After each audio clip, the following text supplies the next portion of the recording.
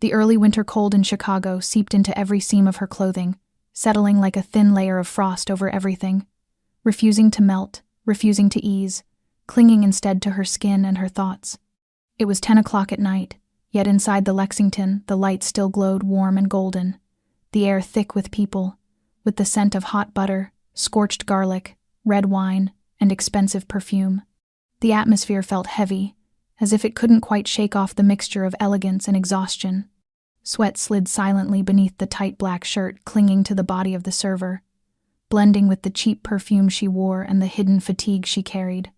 Rachel Monroe had been on her feet for 11 straight hours, her steps repeating like a program written into her bones as she navigated the crowded dining room where people laughed, ordered, toasted, and pretended to care about one another. She moved with the rhythm of someone who had trained herself to read a customer's needs before they knew how to voice them.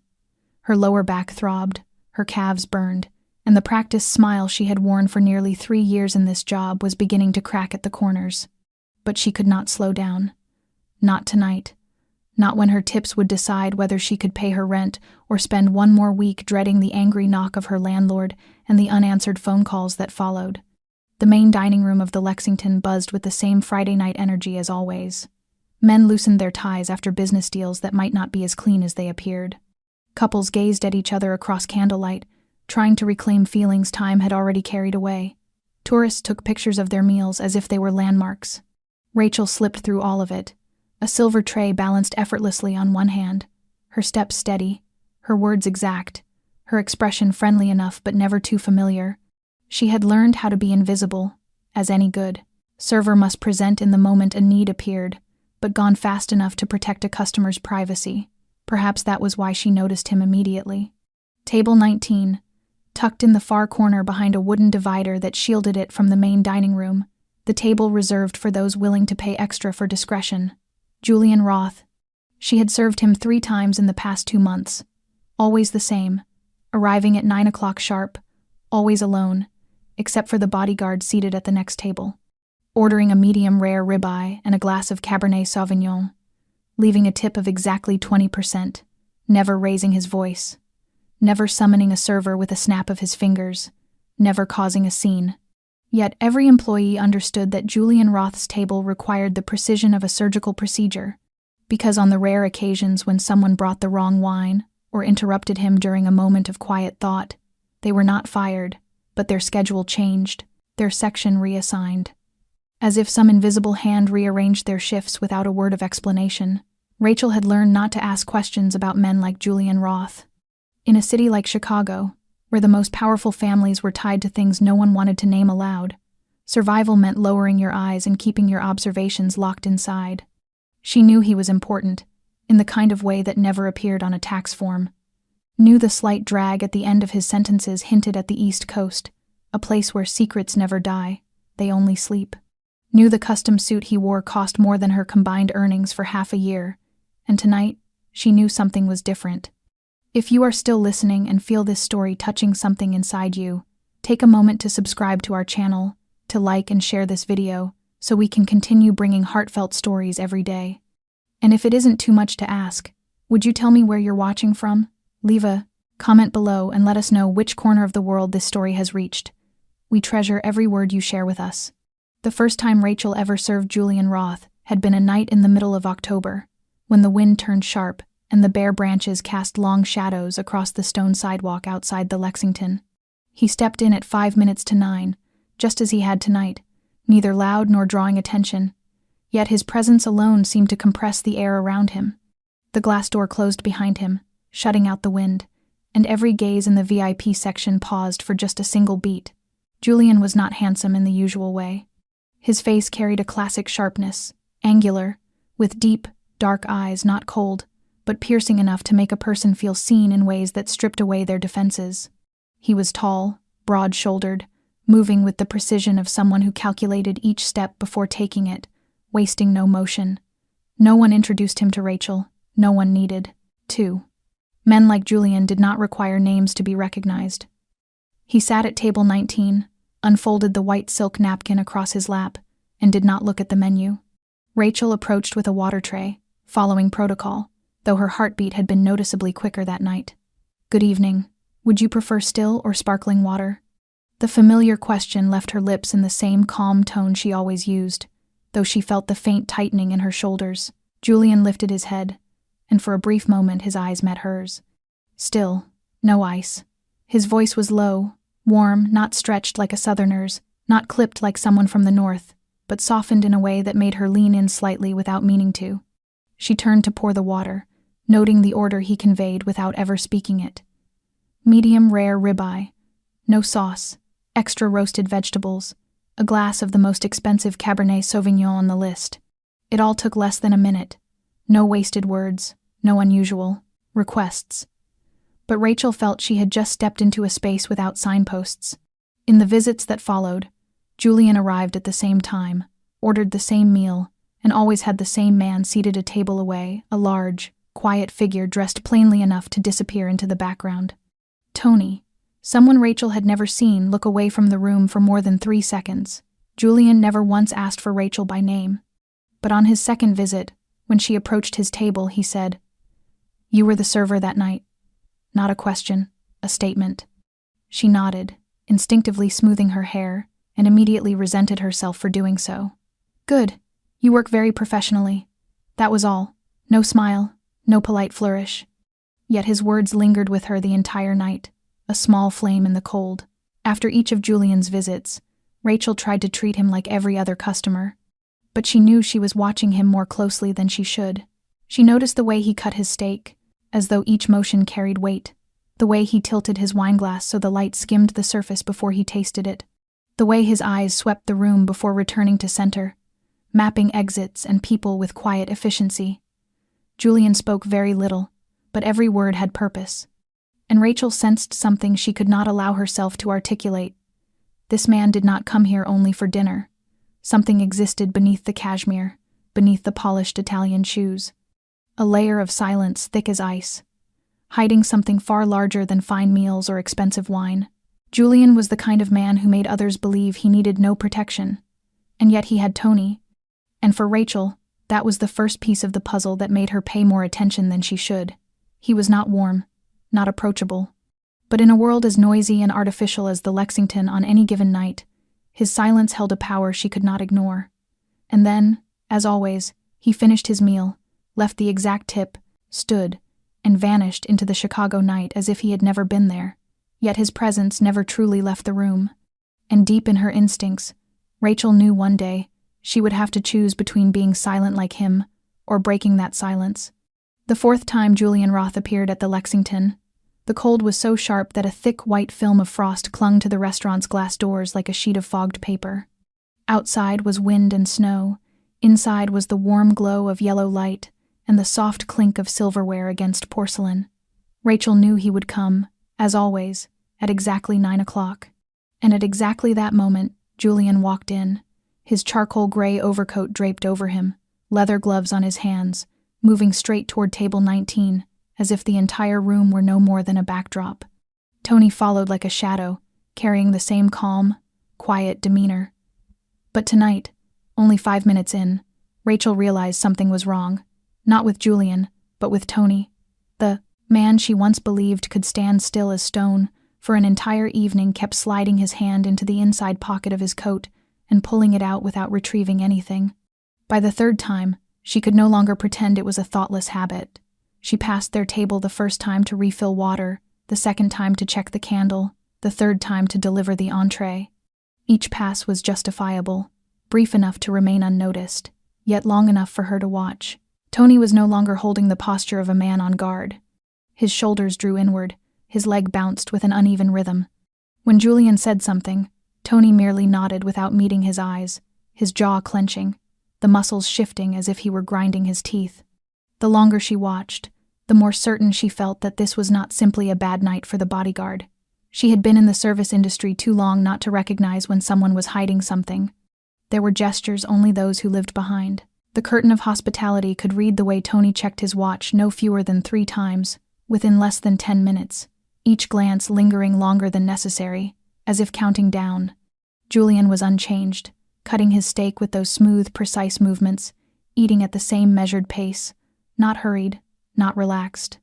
He revealed no sign that he noticed anything unusual happening within arm's reach, but Rachel noticed, and the feeling clung to her like snow stuck in the treads of her shoes, cold and unmoving. She wondered whether she should say something to the manager, but then remembered the quiet reshuffling of staff schedules every time someone made even the smallest mistake with table 19. No one ever said anything aloud, but everyone understood. This was not a man to be disturbed, and Rachel, though every instinct screamed a warning, chose silence and kept watching, until she saw Tony take a secret call. He did not lift the phone to his ear, only glanced down at the screen beneath the table before snapping it shut. She could see his thumb moving quickly over the screen as if typing. Not an innocent message, not from this man. An hour later, when Julian requested another glass of wine, Rachel approached with her usual composure, but her mind spun with scattered details. The bodyguard shifted his chair to get a clear view of the back door, kept checking his watch, avoided eye contact, typed hurriedly on his phone. And something about Julian's complete unawareness made her even more uneasy. If a man like him did not notice, then either he was choosing not to, or he was being kept in the dark. Both possibilities were dangerous, and Rachel, who had no significance in this world, found herself fearing for a man who had never spoken her name, yet lingered in her thoughts in ways she could not explain. She stood behind the service counter, her hand resting on the water pitcher while her eyes stayed fixed on the shadowed corner where table 19 sat. The scattered details were no longer scattered. They began linking themselves into something that tightened her stomach. Tony was no longer the immovable wall she once believed him to be. He was doing something else, something that did not belong to a loyal protector. She saw him glance at his watch again, quick and sharp, as if counting each minute. Then a stranger appeared. Coming from the direction of the men's restroom, a middle-aged man emerged so ordinary that no one would have a reason to look twice. His hair was short, thinning a bit, and he wore a wool coat far too heavy for the temperature inside the restaurant. He did not look around, did not acknowledge the menu or the candlelight. He simply walked toward the table where Tony sat, saying nothing.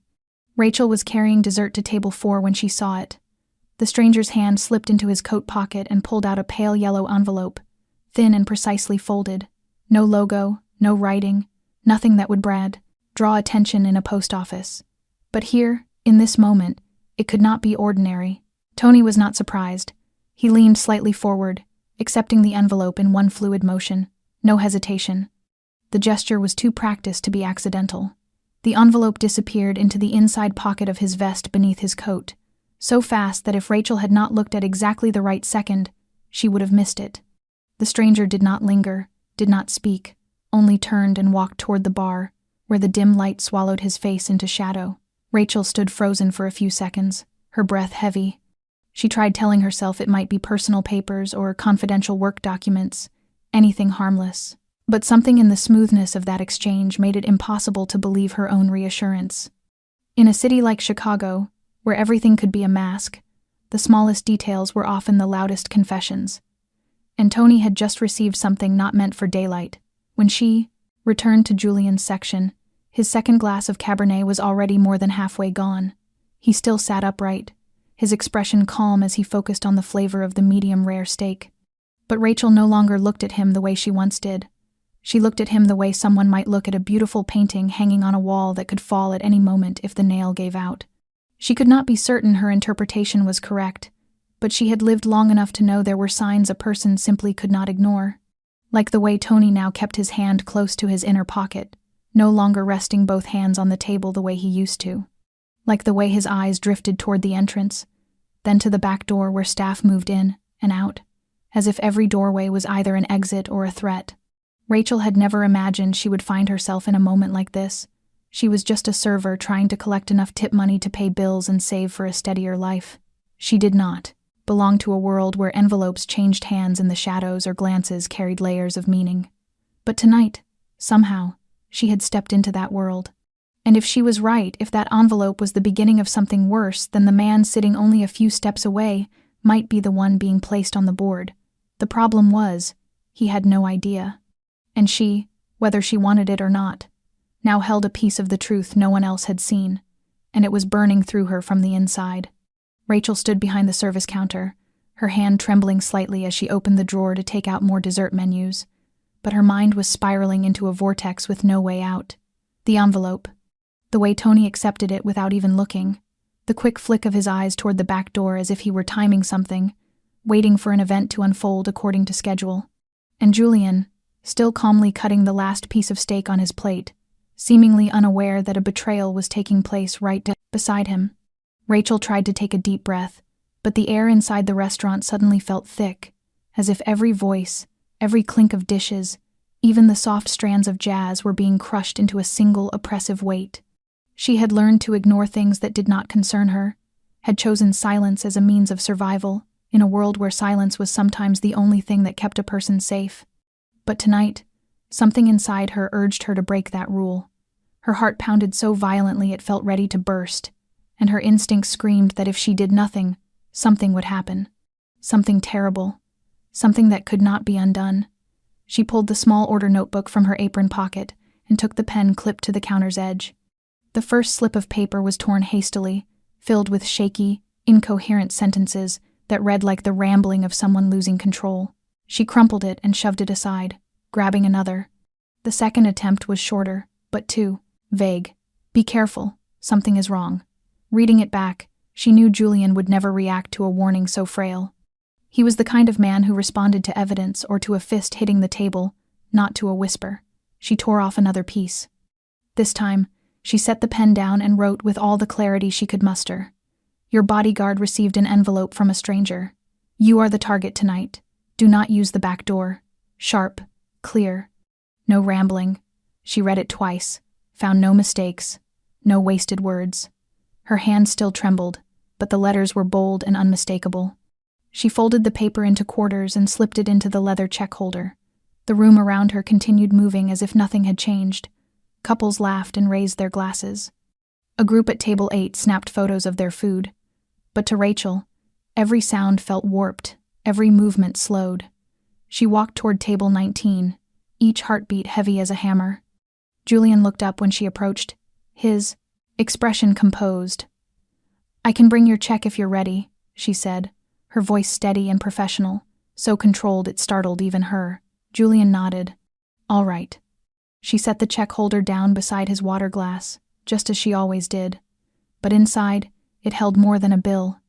It held a note that might change the course of an entire night. As she turned away, she caught Tony's gaze for half a second. She offered a polite smile, but her palms were slick with sweat. She walked back to the counter, refusing to look over her shoulder. She had no way of knowing what Julian would do. She did not know whether he would believe her. But she did know one thing. If she stayed silent and something terrible happened, she would never forgive herself.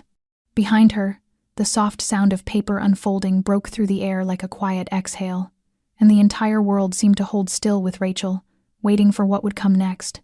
Rachel stood behind the counter, pretending to polish a wine glass, though her eyes never left table 19. Julian rose to his feet, not hurried, not abrupt, not in any way that would attract attention. He simply stood as though he had finished his meal and was ready to leave. Rachel held her breath. If he went out the front door, everything remained within a safer margin, though it would draw attention.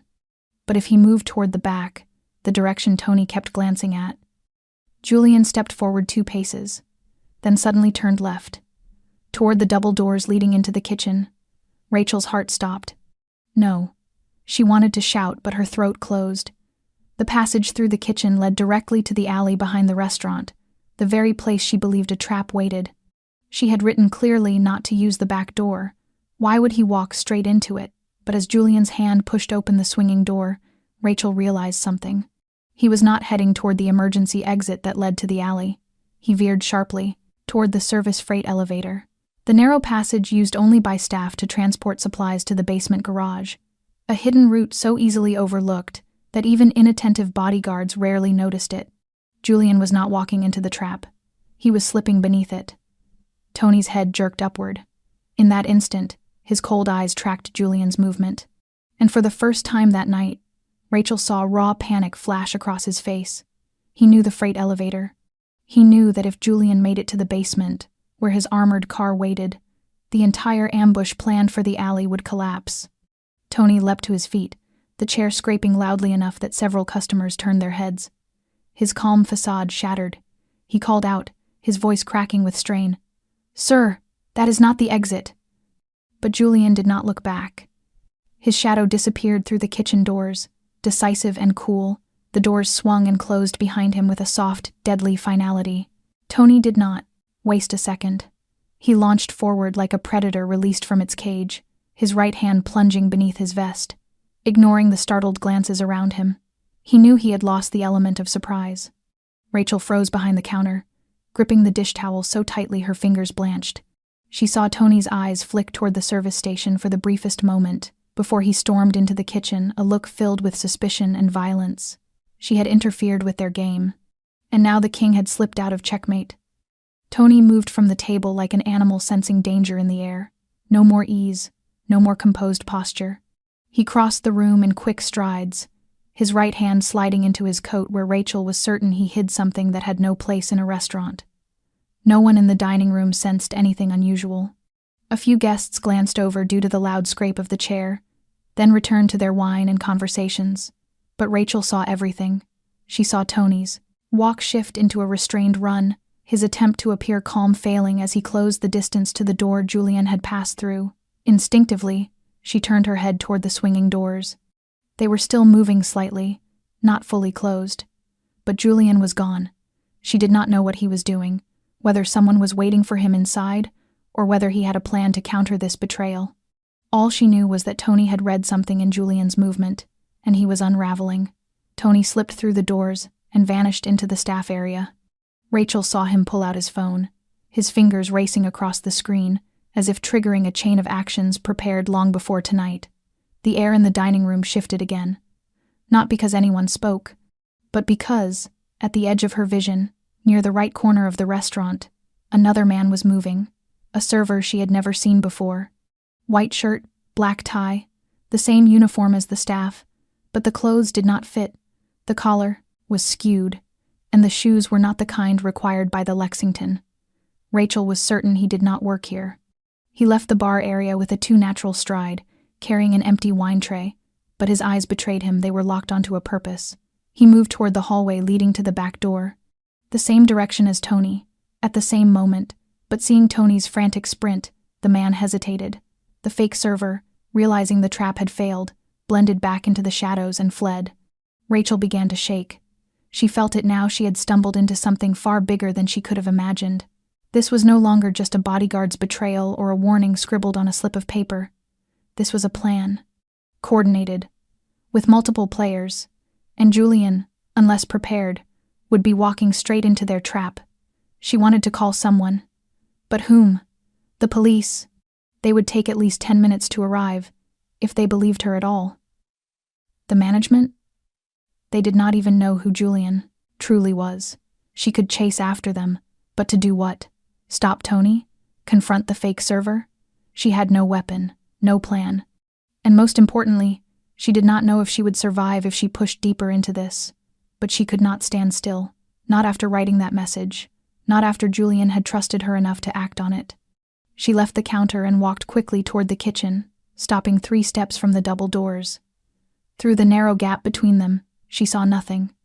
No strange noises, no shouting, no panic, only silence, thick as night. And then, from somewhere inside, she heard the soft metallic clatter of something hitting the floor, small but sharp enough to stop her heart. Rachel pressed her back against the wall, her fingers tightening around the edge of her apron, her mind spinning.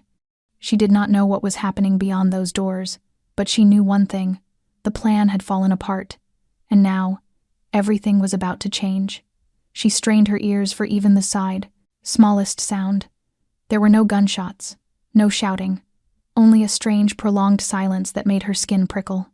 After a moment, the doors swung open, but it wasn't Julian who stepped out. It was Rick, one of the assistant cooks. His face looked a shade too pale, his eyes flicking behind him before landing on Rachel as though he couldn't fully register her presence. He walked quickly, saying nothing, greeting no one, disappearing within seconds down the corridor toward the staff storage area. Rachel understood then that something had happened inside the kitchen, and Rick wanted no part of it. She turned, moving quickly toward the locker room, every step pressing into the cold ground beneath her shoes. Her shift had ended more than 20 minutes ago, yet no one stopped her or asked questions. The entire restaurant seemed paralyzed by a tension only the perceptive could feel. She removed her apron, unpinned her name tag, folded her shoulder towel, and placed everything neatly into her locker. Her hands were still trembling, her heart not yet returning to a normal rhythm. She put on her wool coat, wrapped her scarf tightly, and slipped out the back door. Snow drifted down in thin, ash-like flakes. The parking lot behind the restaurant was nearly empty, only a few lonely cars scattered across the dark pavement. Rachel crossed the brick courtyard, her boots leaving faint imprints on the fresh snow. She had not brought her car, as usual. Her apartment was about 6 blocks away, and she often walked home to save every last dollar she could. But tonight, every step felt heavier.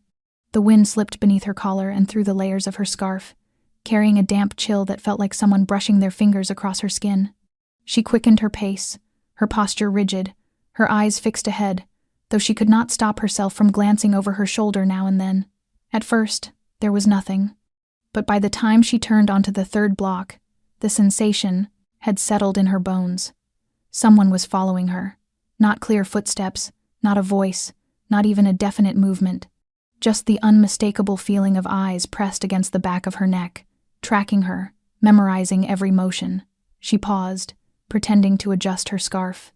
She cast a discreet glance behind her, but the street was empty, except for a weak street lamp and a parked car. She resumed walking, this time faster. The unease didn't fade, it sharpened, as though every footstep she made left a mark someone else was tracing. When she turned into the narrow alley behind her apartment building, her heart pounded. The light here had been out for a week, and tonight the darkness felt like a curtain, heavy enough to swallow anything whole. She hurried, her shoes scraping along the concrete, stopping only when she reached the iron door leading to the shared hallway. As she slid the key into the lock, she heard a faint sound behind her, like a shoe sliding lightly over snow. Without thinking, she spun around. The alley was still pitch dark. No one stood there, but the lid of a large trash bin near the corner trembled slightly, as if something had brushed against it. Rachel didn't wait to find out what. She unlocked the door, darted inside, slammed it shut, and slid the bolt across. Her heart hammered against her ribs, her breath short and frantic as though she had sprinted. She stayed pressed against the cold metal door for several long seconds, listening. No footsteps, no knock. But the feeling stayed, unbroken, so vivid it couldn't possibly be imagined. Someone had followed her, and that someone knew exactly who she was. It took nearly 15 minutes before Rachel had calmed enough to move away from the entrance. She turned on every light in her small apartment, closed the curtains tightly, checked the door locks 3 times before allowing herself a full breath. She removed her coat and her scarf, but kept her shoes on. Her feet were freezing, but she couldn't bring herself to look away from the phone on the table. No missed calls, no messages, nothing from Julian, nothing from the restaurant. The silence was unnerving, a silence that pressed against her skull. She boiled water, poured herself a cup of tea, her hand still unsteady around the mug. The faint scent of mint rose into the air, but did nothing to soothe the turmoil spinning through her mind. Who had followed her? Was it Tony, the fake server? Or someone else, someone she hadn't even noticed yet? The questions knotted in her chest with no answers. Then her phone rang. The piercing sound cut through the quiet, jolting her so hard she nearly dropped the mug. She grabbed the phone. An unfamiliar number flashed on the screen. No name. Her hand hesitated for a beat before she accepted the call and lifted it to her ear. Rachel Monroe? The voice was a woman's, low, steady, neither rushed nor warm. "Who is this?" Rachel asked, trying for calm but unable to hide the edge in her voice. "My name is Olivia. I work with Julian Roth." The words struck her like a blow. She tightened her grip on the phone. "Is he all right?" A long silence, almost the length of a heartbeat, passed before Olivia answered, "For now." The way she said it made "for now" sound more terrifying than any threat. "So, why are you calling me?" Rachel asked, her voice dropping lower. "Julian read your note, and because of it, he avoided a trap." Olivia spoke with deliberate clarity, each word carefully measured. "We know you're not with them. But you've stepped into this now, and you need to make a choice." Rachel's pulse hammered. "A choice about what?" Olivia didn't answer right away. Another slow, heavy silence filled the line before she continued. I want to meet you. Not over the phone, not in public. We need to be certain you're not being followed, not compromised. And more importantly, we need to talk about why Tony betrayed him. Rachel stood frozen in the middle of her living room. She wasn't an agent. She wasn't police. She was a server, a woman who happened to notice something wrong and was brave or foolish enough to act. Yet here she was, standing at the threshold of two worlds. One was the simple, fragile life she had been scraping together. The other was the world of people like Julian, people who lived in the shadows, where every decision carried consequences. I don't know if I can help any further, Rachel said softly, though something deep inside her already knew she had crossed that line. I'll send the address, Olivia replied quickly. Tomorrow night, 8 o'clock. Come alone. Tell no one. The call ended before Rachel could say another word. The screen dimmed. Her apartment fell silent again. Inside her, fear tangled with curiosity, reason tangled with something deeper, a thin, invisible thread pulling her forward. She knew she was no longer a spectator in this story, and tomorrow night, everything would change. The following evening, exactly at 8 o'clock, Rachel stood before the small coffee shop on a quiet corner, its faded wooden sign hanging loosely overhead, and a handwritten notice on the glass door, smudged from age and weather. Inside, there were almost no customers, only the scratchy hum of old jazz drifting from a speaker near the counter and a warm amber light spilling onto the worn wooden floor. She pushed the door open, the bell chiming softly above her, and that single sound seemed to lift her out of the world outside. Julian was seated at the back table, his back initially turned to the entrance, but the moment she stepped in, he lifted his head as though sensing her presence even before the bell rang. He wore a black sweater under a gray wool coat, his face composed as always, but his eyes were different this time, recognizing something, gauging something, and beneath all of it, something that resembled gratitude. Rachel walked over and sat across from him without waiting for an invitation. Her hands wove together in her lap, her palms cold and damp. Julian studied her for several seconds before he spoke, his voice low, steady, carrying no hostility but possessing a quiet gravity that demanded attention. Thank you for the warning. She gave a small nod, trying to hide the tension in her posture, her face. I wasn't sure I was doing the right thing, she said softly, barely above a whisper. If you hadn't believed me, or if I was wrong, I could have made things worse for you. But I am alive, Julian replied calmly, which means you were right. He nodded slowly, his eyes never leaving her face. What did you see? Rachel swallowed. Tony received an envelope from a stranger. He was acting oddly the moment he entered the restaurant, checking his watch over and over, avoiding eye contact with you, watching the doors constantly. And then, another man, pretending to be a server, moved the same time you stood up to leave. I don't know exactly what they were planning, but something was very wrong. Julian did not answer immediately.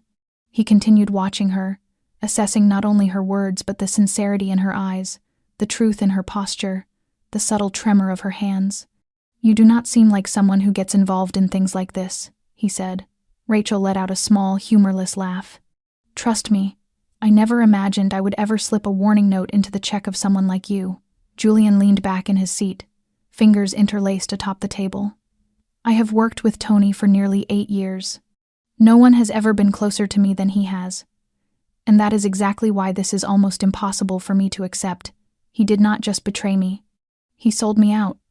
Julian paused, his gaze drifting briefly to the steam rising from his coffee. You do not need to look over your shoulder for him. Tony has been removed from the equation permanently. Rachel held his gaze. Why? He was silent a long moment, as if weighing how much to say. Then finally he spoke. There is a group that wants to take my place. Not with violence, not the way movies portray it, but by removing me quietly. An accident, a disappearance, a replacement from within. Tony was the perfect link in their plan. He met her eyes again, and this time his gaze sharpened. And you somehow disrupted all of it. Rachel did not know whether to feel proud or terrified. She stared at her hands before raising her head. So what now? I'm already pulled into this, aren't I? Julian nodded once.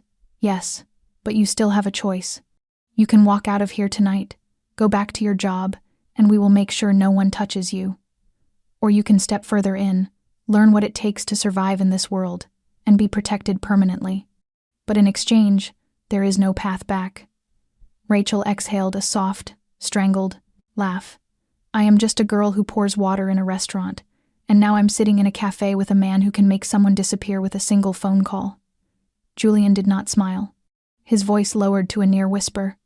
"And you saved that man." His eyes did not waver. "So the question is, who do you want to be now? The girl who pours water, or the woman who chooses the next chapter of her own life?"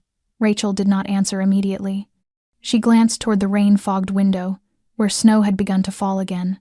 Soft white flakes drifting through a deserted street like something out of a dream she never expected to enter. She knew that whatever she chose, nothing would remain the same. Julian turned from the window, the streetlight casting a faint glow along his cheekbone, and Rachel noticed the fine lines near his eyes. Lines not from age but from too many nights without sleep. He sat quietly for several seconds, as though deciding something deeply personal, then placed one hand on the table and pulled a small dark wooden box from inside his coat, setting it gently between them. Rachel looked at it, not touching, not questioning, waiting for his words.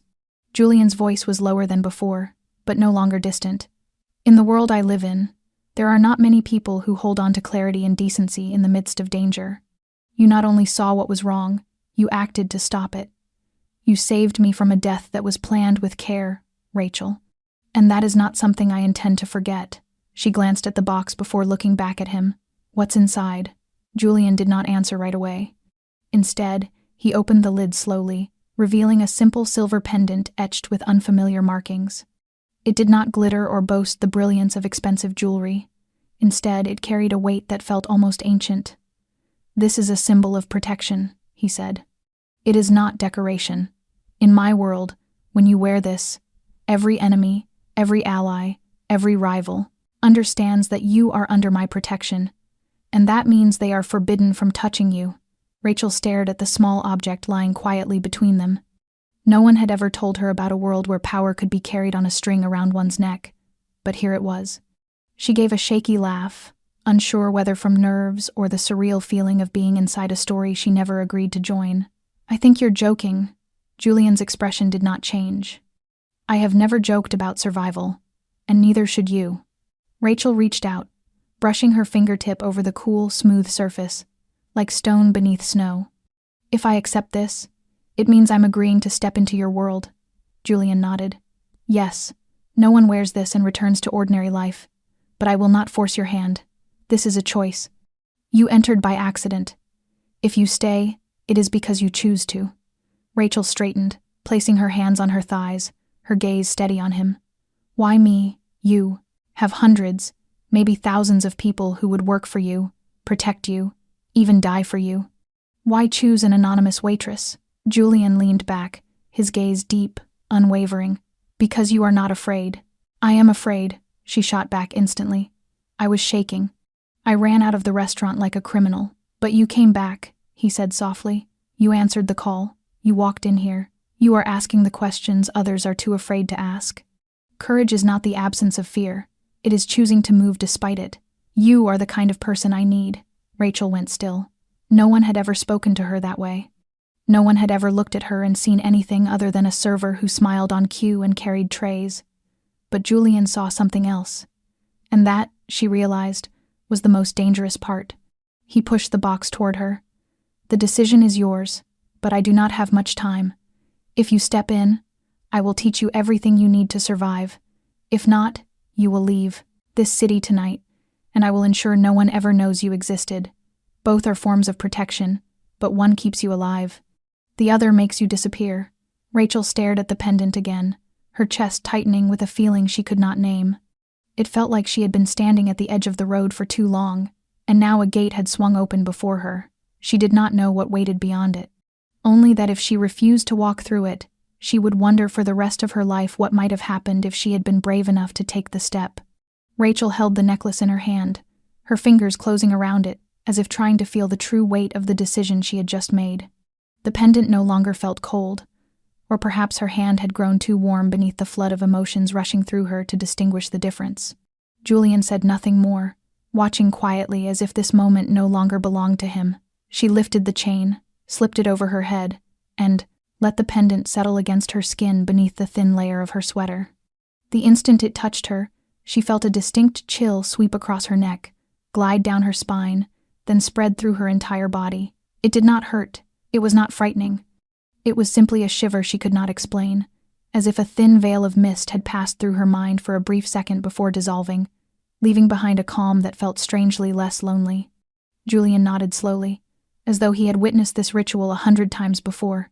She had chosen, and the world would respond. Rachel did not fully understand what he meant until they stepped out of the cafe. Everything appeared the same, the deserted street, the falling snow, the dimmed glow of the streetlights, but the man sitting in the parked car nearby watched her with the recognition reserved for someone significant. It was not curiosity, it was acknowledgement. He gave a slight nod when their eyes met before looking away. At the corner, a woman in a black coat walked her dog, and when she glanced at Julian and Rachel, she subtly pressed 2 fingers against her left wrist in a silent signal, before continuing on as if nothing unusual had happened.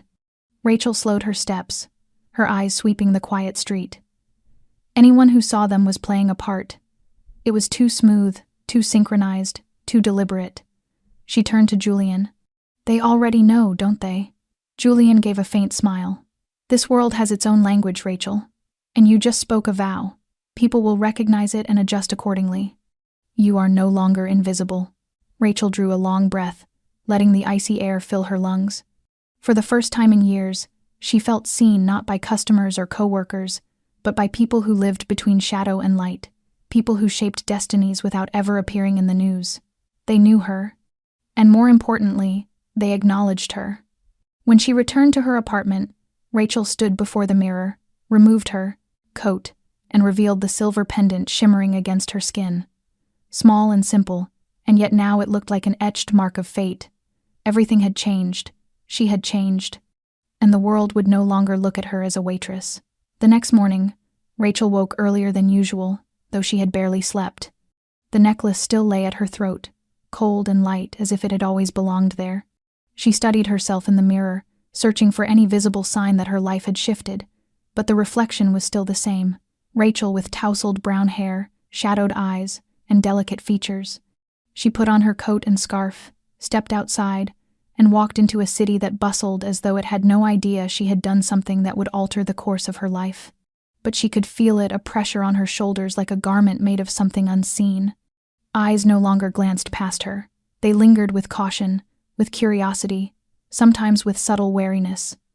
At the bus stop, she noticed 2 police officers scanning the crowd, their expressions hard and authoritative. One of them locked eyes with her, and for a second, Rachel felt the old instinct to look away. But as the officer's gaze dropped to the silver pendant resting against her throat, his demeanor shifted instantly. He didn't ask for ID. He didn't question her. Instead, he straightened his posture, touched the brim of his cap in a sharp, subtle nod of respect, and deliberately turned his back to give her privacy. It was a gesture of deference from the law itself. Later, she walked past a nightclub that had just closed for the morning cleaning. 3 large men with tattoos on their necks and scars on their knuckles stood by the entrance, the kind of men Rachel would usually cross the street to avoid. One of them stepped forward as if to block her path, a leering grin on his face. Then he saw it, the faint glint of silver. He froze mid-step. A silent signal seemed to pass through the group. The grin vanished, replaced by a look of sudden, cold recognition. Without a word, they stepped aside, clearing a wide path for her on the sidewalk, their heads lowered as she passed. Rachel walked through the space they created, her heart pounding not from fear, but from the realization of what she now carried. She was no longer just Rachel. She was untouchable. She was stepping into a world where gestures, glances, and distance carried layered meaning, and every action she made was being observed through a different lens, one where no one spoke, yet everyone understood their place. She returned home, shut the door, and wondered what exactly she had entered. She had thought Julian's protection might feel comforting, but instead it marked her with a symbol that set her apart from everyone around her. Her phone vibrated. A new message from an unsaved number. "You will adjust. Do not take it off." Rachel stared at the words, a chill brushing her spine. Though no name appeared, she knew it was Olivia. She set the phone down, walked to the window, and pulled aside the curtain. A black SUV sat at the mouth of the alley, engine off, lights off, unmoving like a pair of eyes hidden behind tinted glass. She knew they were watching. It was inevitable. Julian would not let her walk alone through the first days of her initiation. Whether it was protection or surveillance, the effect was the same. She was no longer entirely free. She leaned back against the wall, her fingers rising to the pendant. No one had told her that the price of being seen was not admiration but separation. And now she understood. When the world recognized her, she could no longer disappear into it, and the weight of that truth was heavier than anything she had imagined. That evening, Rachel received a brief message from Olivia. 8 o'clock, rooftop of the Whitmore Hotel. No explanation, no instructions. Just a place and a time, and in this new world, a few words often carried more weight than an entire conversation. She dressed in a simple black dress, slipped on her long wool coat, let her hair fall naturally, and stepped out with a mix of anticipation, worry, and sharpened awareness.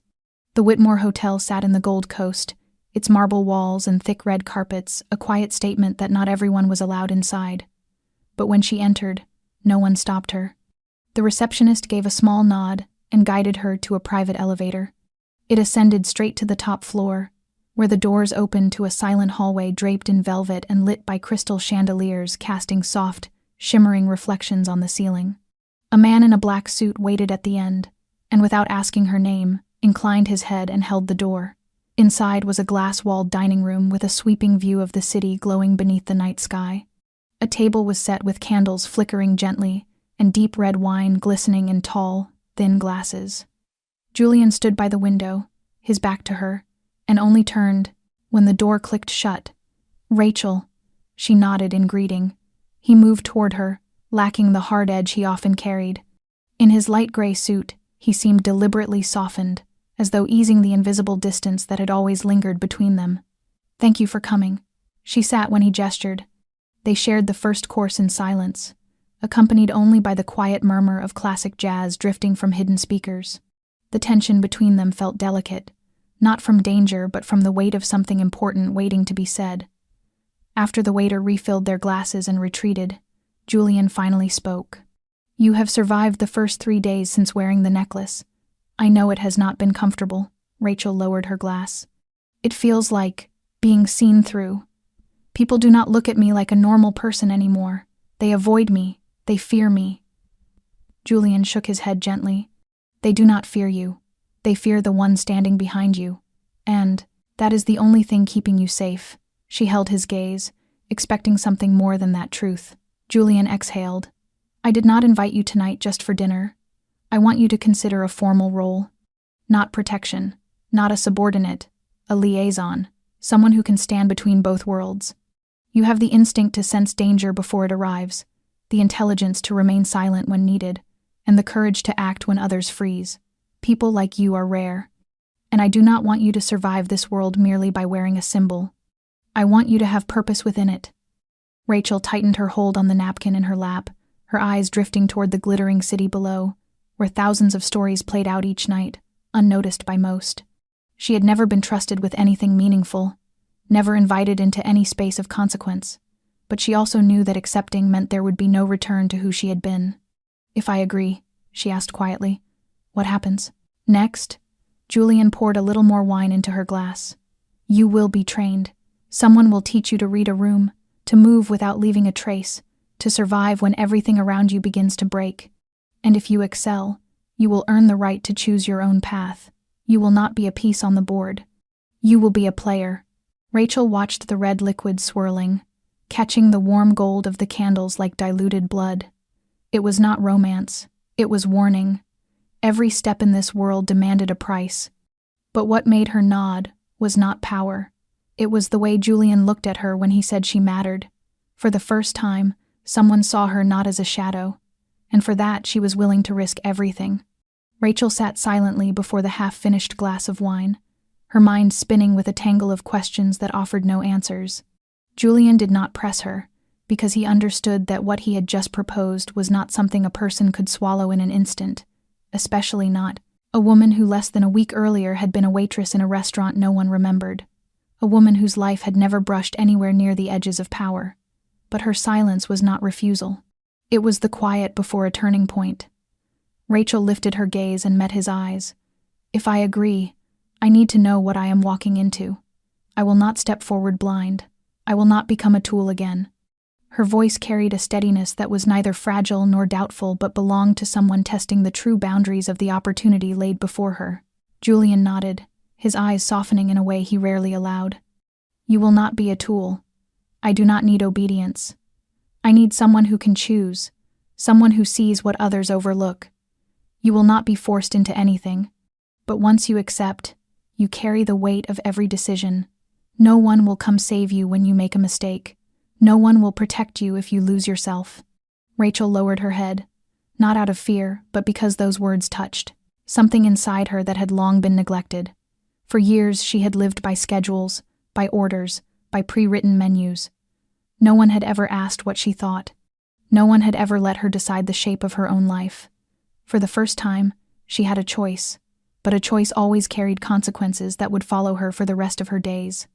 I have one condition, she said quietly. Julian raised a brow, not surprised but not expecting it so soon. If I work with you, I want the truth. Not the pieces I need for a task, the whole truth. About you, about Olivia, about the power I am standing too close to. If I am stepping into a dangerous game, then I want to see the entire board. Julian did not respond at once. He studied her for a long moment, then inclined his head. You are not like anyone I have ever worked with, and that is why I chose you. He lifted his glass and tapped it lightly against hers, a small gesture that felt like an unspoken agreement. Rachel took a sip, her heart tightening with a storm of emotions. She knew she was stepping away from everything familiar. No more early mornings making coffee, no more clatter of silverware in the kitchen, no more strained smiles from regular customers as they left a few dollars on the table.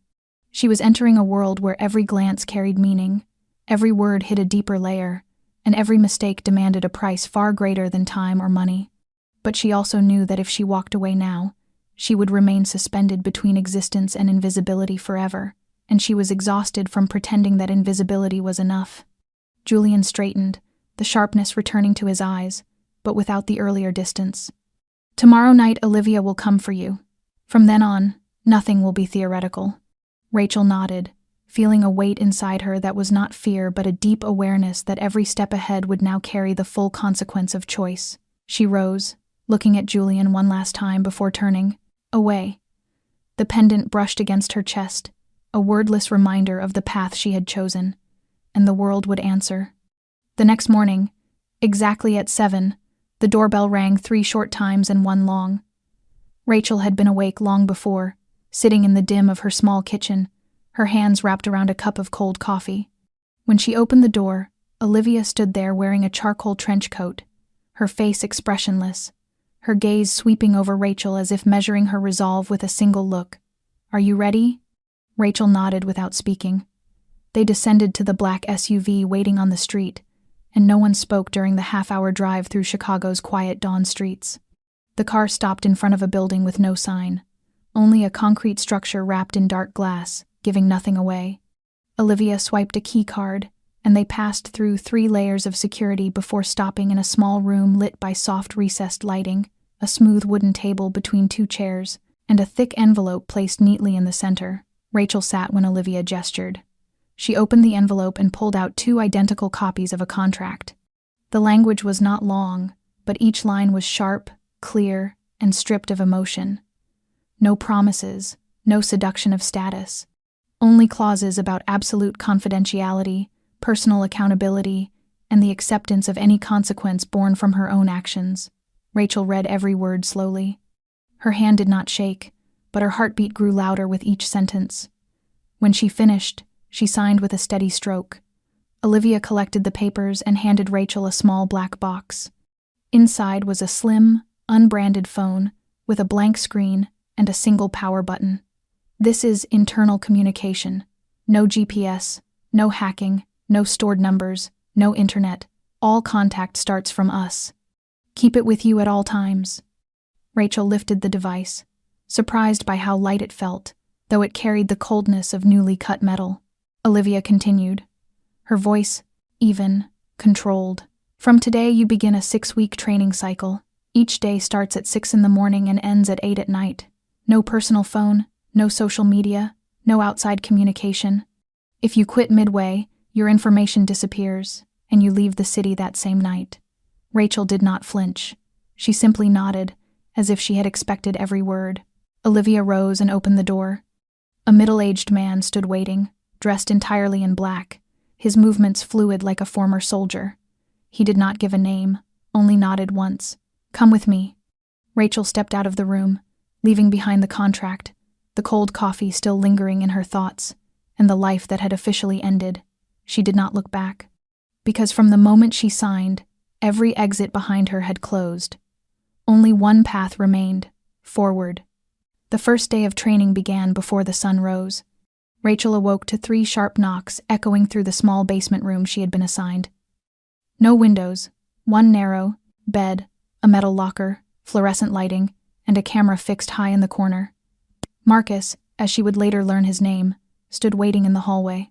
He said nothing, simply turned and walked. She followed him through a carpeted corridor, through a steel door unlocked by code, and into what looked like a miniature military compound. Concrete walls, rubber-padded floors, and an array of simulation sets. A fake bar, a hotel lobby, an elevator, a public restroom. Every scene built with eerie accuracy, each corner hiding its own test. Marcus did not lecture or ease her in. He tossed her a gray training uniform and said one word: begin. The first segment was physical conditioning. They ran 5 laps around the training floor without pauses. Then push-ups, sit-ups, rope climbs, and obstacle courses. Rachel was not weak, but she was not built for this. Her muscles screamed after the 3rd lap, her legs trembling, sweat streaming down her back. Each time she slowed, Marcus did not reprimand or encourage. He simply watched with that same questioning gaze, silently asking whether she meant what she had agreed to. She gritted her teeth and kept going. After the physical trial, she was brought into another room where a table and a large screen awaited. Files, photographs, diagrams, coded messages were spread across the table. Marcus spoke only once. Analyze like a predator. Do not read. See. For 3 hours, she was dropped into scenario after scenario. Track a person through a sequence of security photos, spot the anomaly in a camera map, detect false emotion in a typed message. She had thought working in a restaurant had sharpened her observation skills, but now she understood this world demanded a completely different kind of sight. She had to look as if her life depended on noticing a blurred corner in a video frame. She was given a 15-minute break midday. No lounge, no chair, just a wall to lean against and a bottle of water. Rachel did not complain. She drank quietly and reorganized her thoughts. The afternoon was devoted to reflex training. Marcus led her into a room with sensor-sensitive walls. Lights flicked on and off without warning, alarms shrieked, hidden doors snapped open. She had to react instantly. Duck, run, freeze. She failed repeatedly.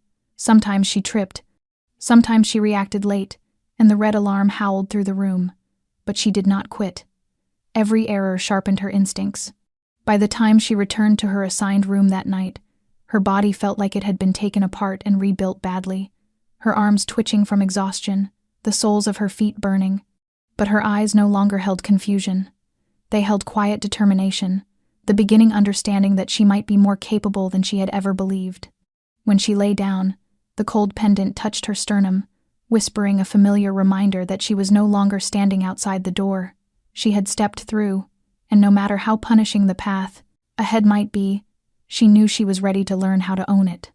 By the 4th week of training, Rachel stepped into the reflex room without feeling the frantic heartbeat that used to pound in her chest during the early days. The moment the lights snapped on, she moved into position instinctively, her eyes sweeping across all 4 corners of the ceiling in a habit carved deep into her body. When the alarm sounded and the door on the right burst open, a mannequin lunged toward her. Rachel dropped low, pivoted her shoulder, slipped past the impact, and struck the precise weak point marked in red on its chest. A sharp beep echoed from the control panel. Perfect. Marcus stood in the corner of the room, arms crossed, giving her a slight nod without offering praise. Rachel didn't need praise anymore. Success had become the new baseline, Not luck or coincidence, but the hard-earned result of every hour spent sweating, stumbling, rising again, and letting pain carve strength into her bones. She remembered her first day, when finishing 3 laps around the track felt like punishment. Now her mornings began with 10 laps, and she still had enough strength to complete everything that followed. She no longer asked, "Can I do this?" That question had died on the 5th day, when she stopped checking the clock to measure her suffering. It was replaced by something sharper. Can I do it faster, more precisely? In the analysis room, she was no longer overwhelmed by dozens of surveillance photos, blurry security footage, or coded messages. Her eyes now caught details others overlooked. Her ears picked up suspicious patterns buried in repetition. Her instincts reacted quicker than her thoughts. Olivia, who occasionally visited to monitor progress, once stood behind her without Rachel noticing. But moments later, as Olivia walked away without a sound, Rachel turned her head and said quietly, "You're wearing soft soles, but the collar of your coat brushes against your belt. There's a faint scrape each time you turn." Olivia had only smiled, said nothing, but Rachel knew she had just passed an unspoken test. Confidence began to settle in her, not pride, but the grounded understanding of where her limits were and how to push them outward inch by inch. In the simulation drills, she was no longer the hesitant newcomer reacting late, waiting for direction. She anticipated, she decided, and she was right most of the time. No one in the facility said it out loud, but their eyes said enough. Suspicion had faded into acknowledgement. Observation had shifted into respect. Even Marcus, once relentless in correcting every minor mistake, now sometimes let her run an entire drill without interference. It was recognition without words.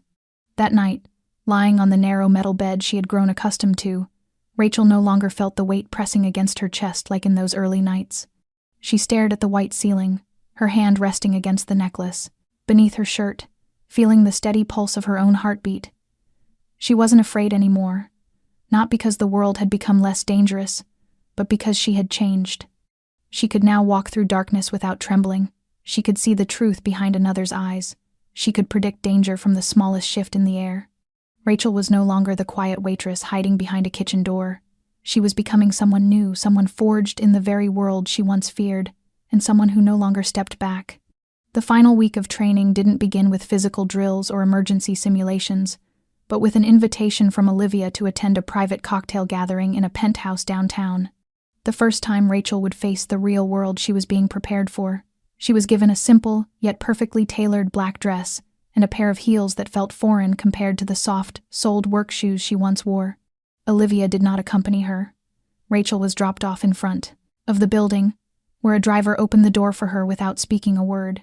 The top floor unfolded into a breathtakingly elegant space with high ceilings, warm amber lighting, and the soft hum of jazz that wrapped the air like velvet. The guests were impeccably dressed, polite, measured in every movement, yet each handshake carried an invisible force. Rachel felt like a current beneath her feet. This was not a party. It was an arena. And everyone here knew the rules. Rachel moved exactly as she had been taught, holding her glass the right way, letting her gaze settle without wavering, offering a smile that was part courtesy, part curiosity. The first person to approach her was an older woman with silver hair pinned neatly back, her voice low and commanding. She didn't give her name. She simply asked, "Julian chose you, didn't he?" Rachel nodded once. That alone seemed to give the woman everything she needed before she drifted away without another word.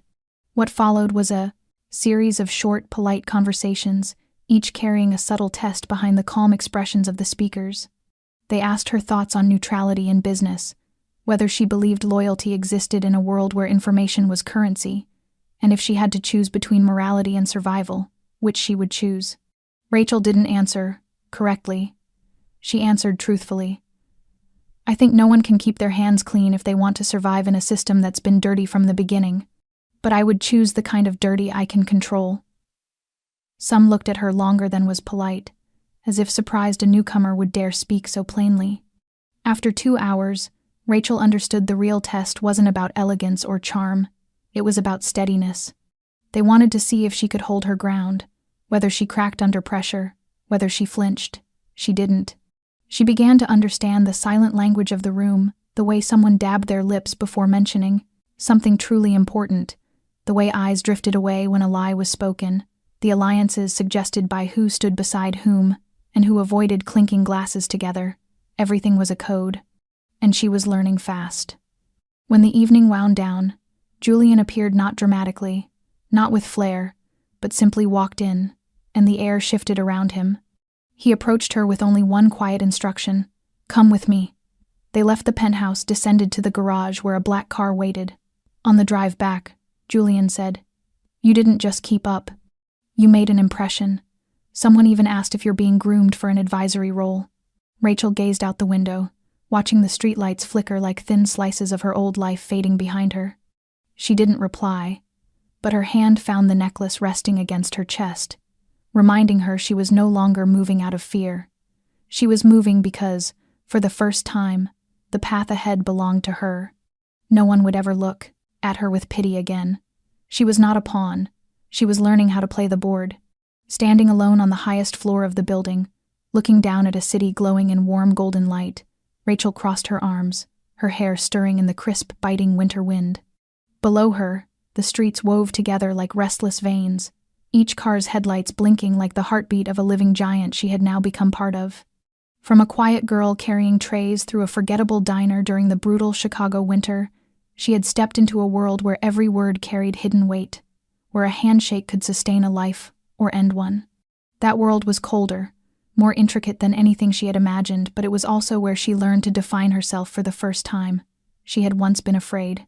Afraid of being left behind, unseen, forgotten, a name that drifted through life without leaving a mark. But now she understood that a life worth remembering didn't come from where one stood. It came from how one stayed standing when the storm hit. Rachel touched the pendant resting against her chest. Since the day she put it on, everything had changed, not because it offered protection, but because it symbolized choice. She hadn't been forced into this life. She had walked into it. And with every step, she learned to see the world through the eyes of someone who no longer feared its shadows. Maybe all of us have been a Rachel at some point, living quietly in someone else's shadow, hoping to be seen, drifting through a life we didn't choose. But the real question is, when opportunity appears, do we dare take it, even knowing the road ahead won't be easy, even knowing there may be no way back? Rachel's story isn't just about survival. It is a question of identity. Who am I without someone else telling me where to go? Who am I when I alone choose right from wrong? Who am I in a world where trust is a luxury? And what about you? After hearing her story, have you ever felt yourself standing at a threshold the way Rachel did? Have you faced a moment where you had to choose between safety and growth? Share your thoughts in the comments below. We would be honored to hear what resonates with you, from the deepest part of your heart. Every story reflects a piece of life, and through your own voice, we might find the connection that busy days often steal from us. If this story touched something inside you, please remember to like the video, share it with someone you care about, and most importantly, subscribe to our channel so you won't miss any of the touching, meaningful stories we bring to you each day. Thank you for staying with us until the very last moment. We wish you good health, peaceful days, and a life filled with gentle, positive light. Goodbye, and we look forward to seeing you in the next video.